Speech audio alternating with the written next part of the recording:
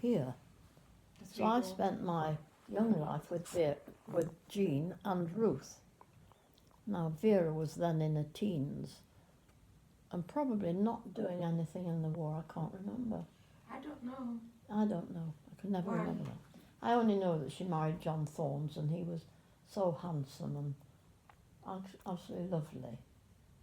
Who's that? But you see now, if you look now and research Trisha Cowley, if you look up for Trisha Cowley, who she is a producer of plays in the West End. And her husband is called Graham Cowley. It is her second husband. Her first husband. I think she goes still under the name of Trisha Thorns, because she was christened Trisha Thorns, so it'd look good in lights. Do you put Trisha Thorns in? But I've Yeah. looked at Trisha Cowley, Ah, and it says that she produces, and she'd produced something in the West End, and it was something to do with the war, wasn't it? yes. And she'd done that. But she always writes me a card at Christmas, but I've never seen her since she was very young. Very young. I saw her uncle's funeral. Leslie. Yes. Yeah. So go back to your early years, about when you were 8 and you moved here, basically, didn't? I moved here at 4. Oh. But my father moved out when I was 8. And so, when did you go to school? And I walked to school every day with Auntie Tettle, Furness Vale? who was still Buxworth, Oh. who was still teaching at Buxworth.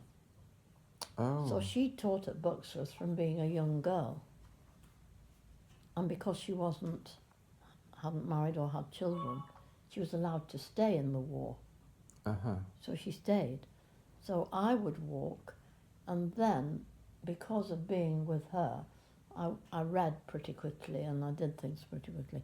So I did my exam a year early. So I went to New Mills Grammar School. The 11 plus exam? Yes, but I did it a year early. So I went then to New Mills, which I hated. Did you used to walk there? Well, I did walk back sometimes. What was the alternative? But I'd take a bus to New Mills, but because the other girls in the village went to the secondary modern school, they wouldn't speak to me.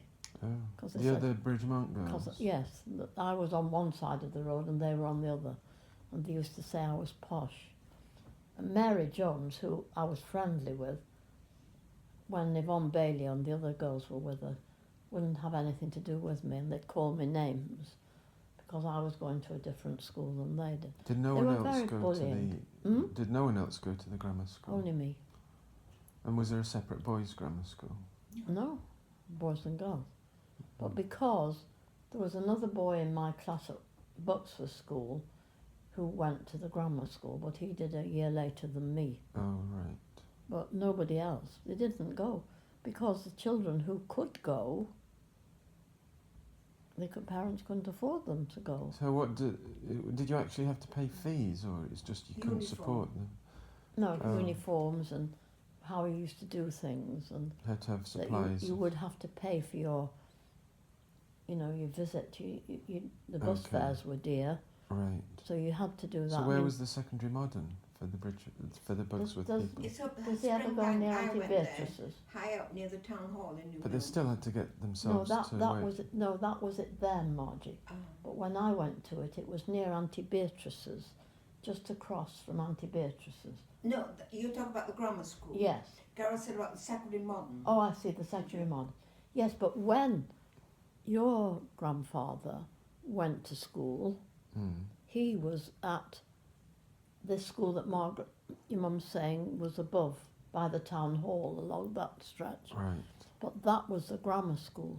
Okay. And then they built this other, which was then the New Mills Grammar School, but now is New Mills Comprehensive School. Right. It isn't a grammar school any longer. And if you went to grammar school, was the expectation that you'd stay until you were 16 or 18? Oh, yeah. Whereas secondary modern, what?